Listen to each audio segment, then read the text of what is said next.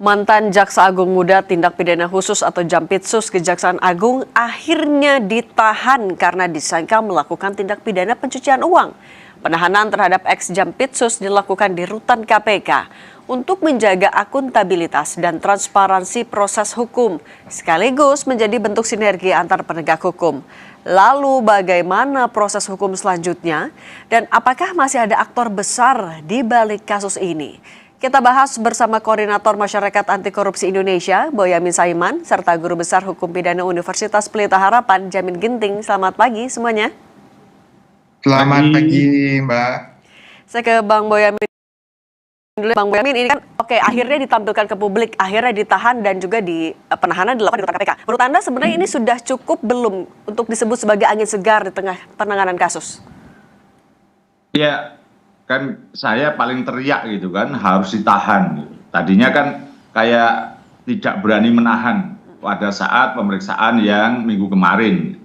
Nah, tapi belakangan kemudian mereka penyidik berani menerbitkan sprindik baru. Yang itu artinya setelah mereka mengkaji, menerbitkan sprindik baru, kemudian baru mereka percaya diri melakukan penahanan tadi malam. Nah, ya memang inilah saya selalu menyatakan bahwa ini bisa merusak atau membuat malu lembaga kejaksaan dan juga bukan hanya kejaksaan, Republik Indonesia malu gitu. Nah, untuk mengembalikan rasa malu kita semua itu maka harus dilakukan penahanan. Dan ini saya kemarin memang mendorong teman-teman kejaksaan sampai saya berkeliaran di sekitar itu sambil mencuri-curi dengar. Kemarin siang itu kalau tidak salah loh ya, itu sebenarnya sudah ditetapkan akan ditahan gitu. Nah, hanya menunggu kedatangannya aja. Nah, kemudian akhirnya pada posisi ini kejaksaan sekarang nampaknya ingin memberikan rasa kepercayaan pada publik bahwa kami juga layak dipercaya loh gitu. Karena apa? Mereka keras terhadap orang luar atau lembaga luar, kemudian juga keras juga dan sama-sama tegasnya juga terhadap oknum di dalam yang juga diduga nakal gitu. Nah, tapi Bang Boyamin, sorry saya potong dulu. Tapi ketika ditahan tapi tidak mengenakan rompi pink, tidak mengenakan borgol dengan alasan buru-buru sudah malam, ini sebenarnya alasan yang lazim dan sah-sah aja nggak? Ya itu minusnya aja, bahwa penahanannya kita apresiasi, tapi caranya itu aja minusnya gitu ya. Harus kita kritik kenapa dia tidak diborgol, kenapa dia tidak dipakai rompi gitu. Alasan itu ya alasan yang dibuat ya bisa. Rompi sama borgol itu kan ada di Gedung Bundar. Gedung Bundar dengan gedung utama itu kan jaraknya cuma 200 meter. Itu kan jalan kaki, cuma dipisahkan lapangan sepak bola doang gitu. Bukan lapangan sepak bola besar juga, lapangan bola mini gitu. Jadi menurut saya itu ya alasan yang dibuat-buat. Tapi mungkin ini bentuk kompromi lah kira-kira kan gitu.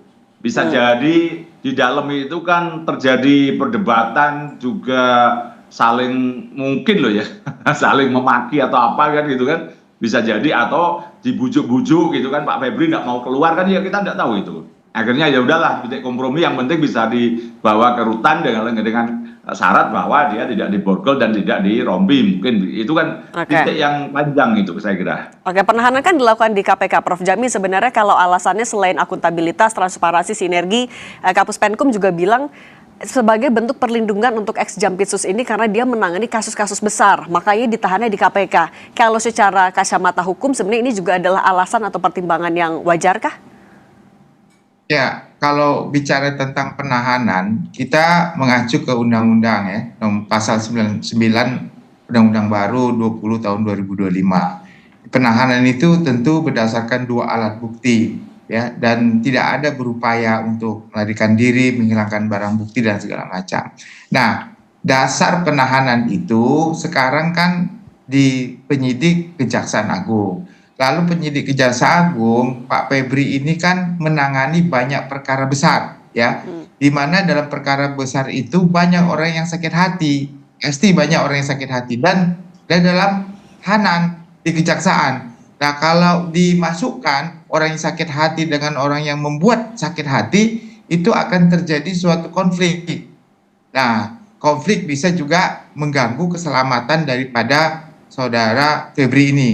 Sehingga masukkanlah ke titipan tahanan KPK, di mana tahanan KPK tersebut, Saudara Febri ini kan nggak pernah mengikuti atau melakukan tindakan hukum terhadap kasus-kasus di KPK, sehingga itu yang pertama. Yang kedua, tim yang dibentuk ini rata-rata itu adalah tim yang pernah bekerja di KPK, jaksa maupun penyidik, sehingga mereka hafal betul bagaimana cara untuk mengamankan supaya tidak ada pihak-pihak lain yang pernah kasusnya ditangani oleh Febri untuk mengintimidasi atau memberikan ancaman-ancaman terkait dengan apa yang sudah pernah di. Dan ini faktor-faktor yang di luar dari ketentuan hukum, tetapi bagus menurut saya demi keselamatan. Dan kita harus kan hak-hak daripada pelaku juga harus dilindungi ya, keselamatan dan jiwanya begitu dari ancaman-ancaman pihak lain. Jadi lebih kemarah ke sana, Mbak. Oke. Kalau juga soal ketika dilakukan penahanan tidak dipakaikan borgol maupun juga rompiping, ini juga sebenarnya apakah sesuatu yang memang wajar atau biasa dikompromikan terhadap tersangka? Ya, saya kira Pak Boyamin tadi sudah menyampaikan kompromi-kompromi itu sering terjadi bagi pejabat-pejabat tinggi ya, yang memiliki kedudukan yang lebih tinggi. Kalau masyarakat melihat kan seakan-akan ini ada diskriminasi ya. Kenapa dulu orang yang dijadikan tersangka oleh Jampitsus dilakukan sebegitu hebatnya ya sampai ditontonkan. Kenapa dia sendiri tidak dilakukan seperti itu? Wajar-wajar saja saya kira masyarakat menilai ada bentuk diskriminasi, perbedaan perlakuan. Jadi nggak equality before the law, arti tidak ada persamaan di hadapan hukum begitu. Itu kan masyarakat bisa menilai seperti itu karena kasat mata ditunjukkan, ditontonkan dan live lagi begitu. Nah kalau soal klaim kriminalisasi, dugaan kriminalisasi Bang Boyamin, kan katanya kalau menurut ex Jampitsus ini alat buktinya harusnya didalami lebih jauh lagi, ada expose dan lain-lain. Kalau menurut Bang Boyamin memang ada kriminalisasi dalam rangkaian kasus ini? Dikriminalkan iya, karena memang orang melakukan kriminal kan gitu kan. Saya kira ini sudah istilah basi lah, istilah yang sudah tidak mempan lagi. Orang mengatakan saya dikriminalisasi, sudah tidak mempan sekarang ini.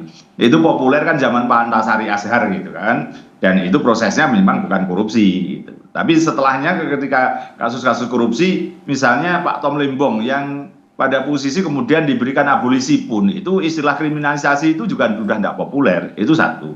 Kedua, masalahnya ada barang bukti uang hampir 1,5 triliun dan emas 74 kg murni, bahkan tidak ada labelnya.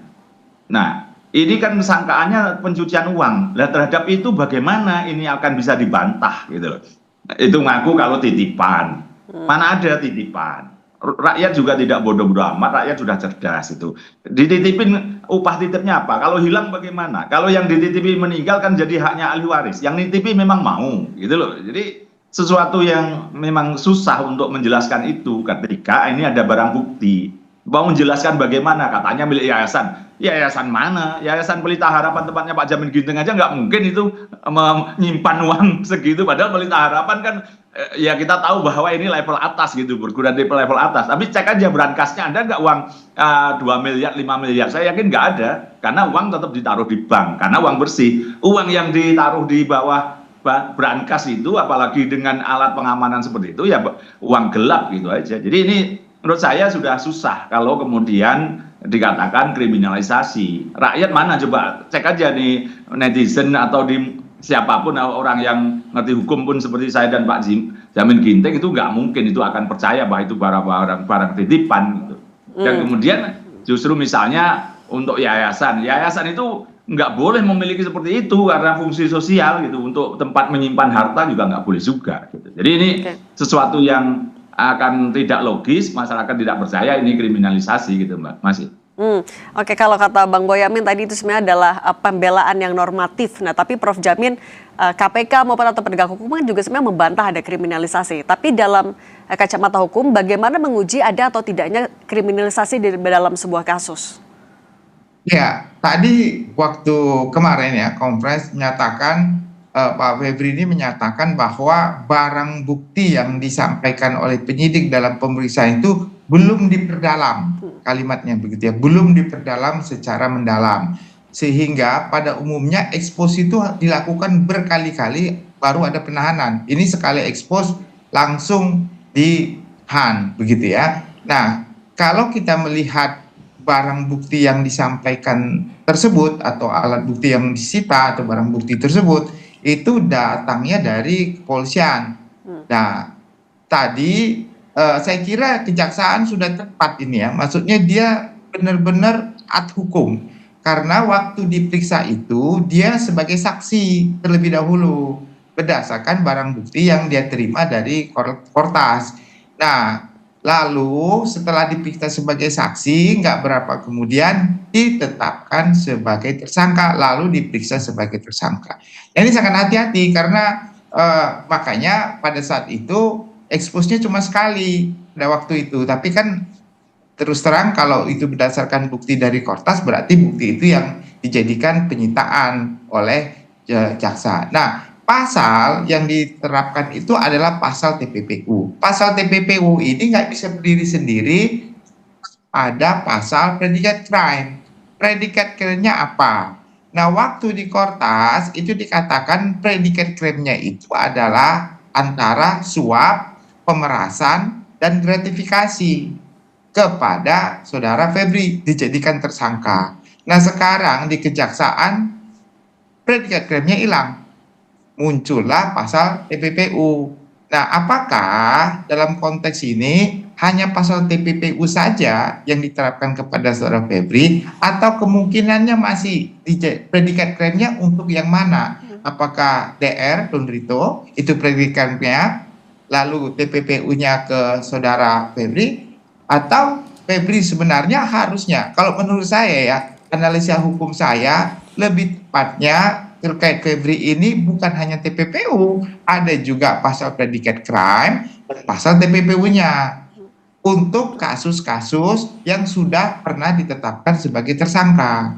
Kalau untuk kasus yang belum, maksudnya yang baru kemarin ditetapkan tersangka, contohnya mungkin itu karena sprindiknya Asabri atau anak perusahaan Krakatau Steel, maka itu juga harus ditelusuri, harus dijadikan tetapkan predikat crime-nya apa, apakah penyuapan, gratifikasi. Jadi jangan pasal tunggal terkait dengan TPPU. Kalau pasal tunggal terkait TPPU berarti dia cuma menyamarkan pasal 607 itu ayat yang 1 huruf C itu. Kalau dulu pasal 5 itu seperti penadah gitu ya, yang menyembunyikan harta dari kejahatan, bukan pelaku utama. Nah, ini yang analisis saya agak mungkin, saya nggak tahu nih kenapa penyidik di tim itu hanya menerapkan TPPU saja terlebih dahulu ya. Menurut saya ada sesuatu yang kalau sampai ini nanti terakhirnya ujung-ujungnya cuma TPPU, kelihatannya masyarakat melihat ini ada sesuatu yang perlu dibicarakan lebih lanjut untuk didiskusikan, menurut saya begitu,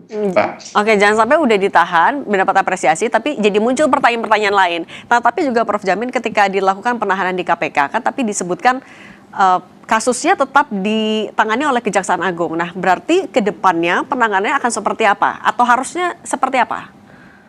Nah, itu tadi saya sampaikan, jadi KPK ini seakan-akan seperti rutan gitu ya, tempat penitipan tahanan begitu.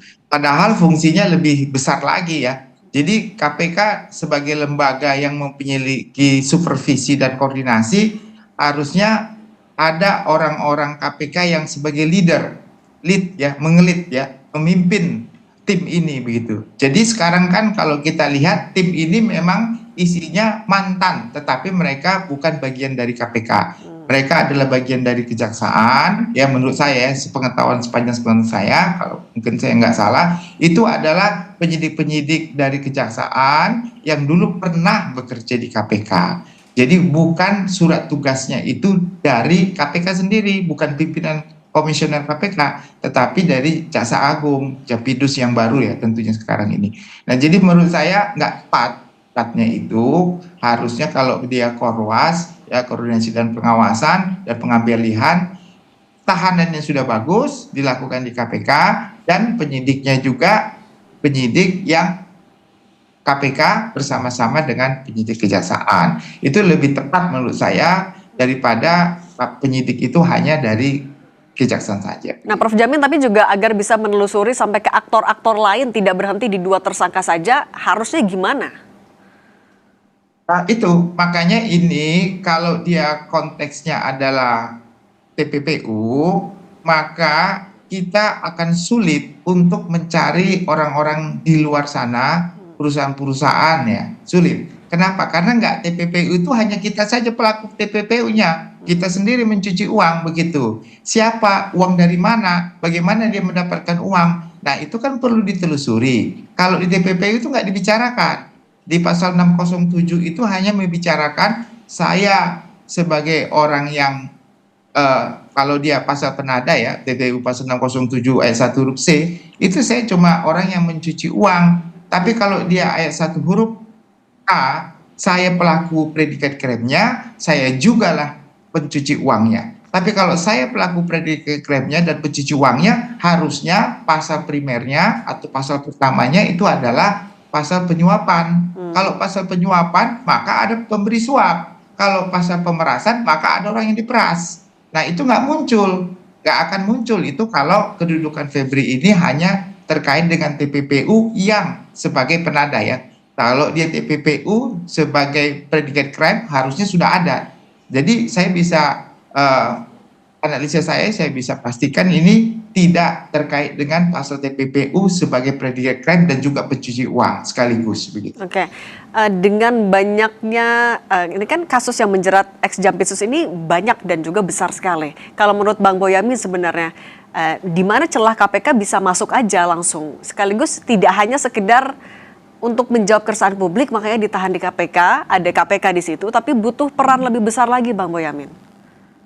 Ya, ini kan penahanan KPK itu bukan hanya sekedar pada posisi keamanan yang bersangkutan, tapi justru saya kira niat Kejaksaan Agung itu untuk menghindari kecurigaan publik. Misalnya, kalau ditahan di rutan Kejaksaan Agung, orang menuduh, paling itu pura-pura. Tapi kalau malam pulang, toh di Kejaksaan Agung juga. Atau dia dapat kamar bagus, ber-AC, berkasur yang dipisahkan dari tahanan-tahanan yang lain. Atau bahkan di ruangan tersendiri yang besar yang diperuntukkan hanya kepada Pak Febri gitu. Jadi ini semangat bahwa penyidik ini ingin transparan dan profesional ya, sementara masih kita hargai, tapi ya nunggu sampai hasil akhir. Nanti jangan-jangan ada model-model peredaman sampai tertinggi ya deponering dihentikan demi kepentingan umum gitu. Maka kita harus sementara ini harus curiga apapun gitu. Dan itu saya kira hal yang baik. Karena apa? Ya ini seperti Pak Jamin Ginting tadi mengatakan, ini kok nampaknya pasif, ini pencucian pasif minimal begitu, atau bahkan penada.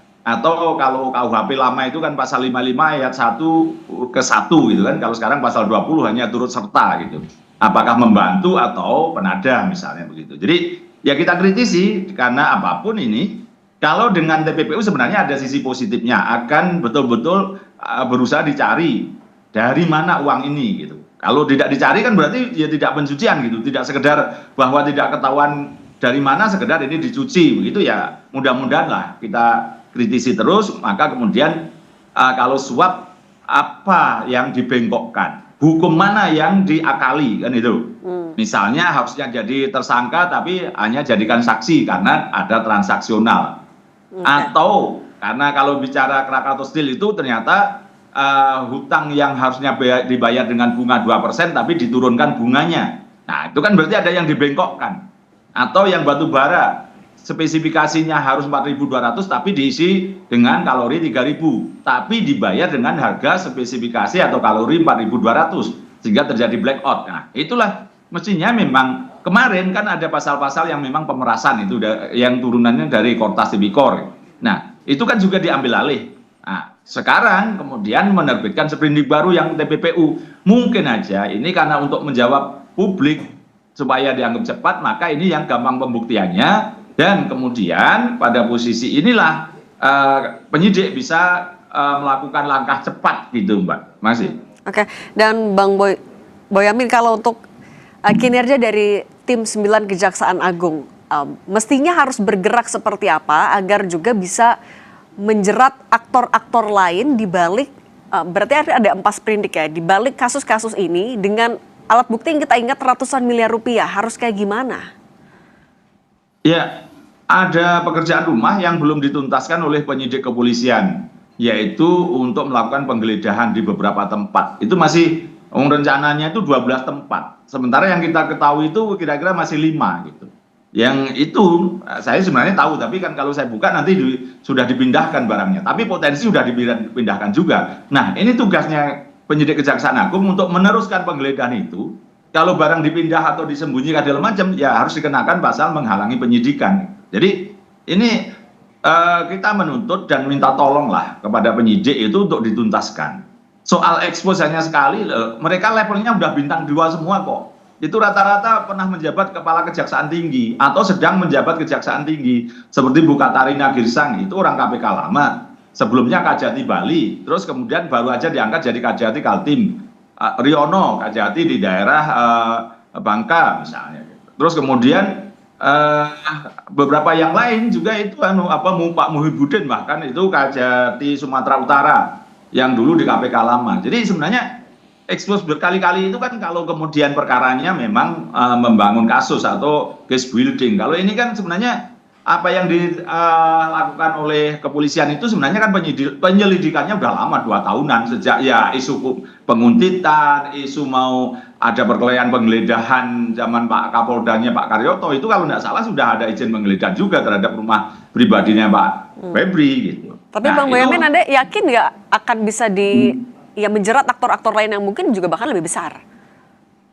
Ya haruslah itu, harus kita tuntut, harus. Kalau soal analisa silakanlah pengamat. Kalau saya ya tugas saya harus, kalau nanti kemudian ini hanya di kota lebih kecil kan gitu, atau kota ini aja tidak dikembangkan, ya saya akan mengawalnya dengan cara mengajukan gugatan pra peradilan. Seperti kemarin, gugatan pra peradilan sudah kita ajukan. Besok tanggal 28 itu mau disidangkan. Dalam rangka apa? Mengawal, tanda kutip, memaksa Kejaksaan Agung kalau memang mau profesional, kalau tidak ya kembalikan aja ke kepolisi atau bahkan ke KPK. Nah, tadi pertanyaannya kan apakah KPK sudah berwenang? Sangat berwenang, karena ada alasan ketiga. Kalau alasan pertama itu kan menutupi pelaku utama, kedua ada hambatan karena ada misalnya ada korupsi, ada suap pemerasan, ketiga kan ada campur tangan kekuasaan eksekutif. Nah, pemindahan itu kan sebenarnya berdasarkan apa yang kita ketahui itu kan karena ada campur tangan kekuasaan eksekutif. Nah, KPK sebenarnya sudah berwenang dan berhak untuk mengambil alih. Tapi masalahnya KPK sendiri ini pernah kita laporkan sebagian besar perkara ini akhir 2024 mereka ya cuman misalnya klarifikasi sekali, habis itu tidak ada ceritanya. Kemarin diajak supervisi oleh kepolisian malah kabur kan gitu kan. Jumpa pes saja mereka malah menghilang gitu. Jadi ya saya tidak berharap kepada KPK saat ini, kalau toh sekarang dititipkan ke KPK itu semata-mata justru selain keamanan itu transparansi, bahwa betul-betul ditahan loh. Karena kalau ditahan di rutan Kejaksaan Agung, orang curiga, ini paling kalau toh ditahan dapat fasilitas kan gitu. Oke, baik. Bang Boyamin Saiman, Prof. Jamin Ginting, terima kasih sudah berbagi bersama kami di Sapa Indonesia Pagi. Sehat selalu semuanya. Ya, Kami masih akan kembali dengan informasi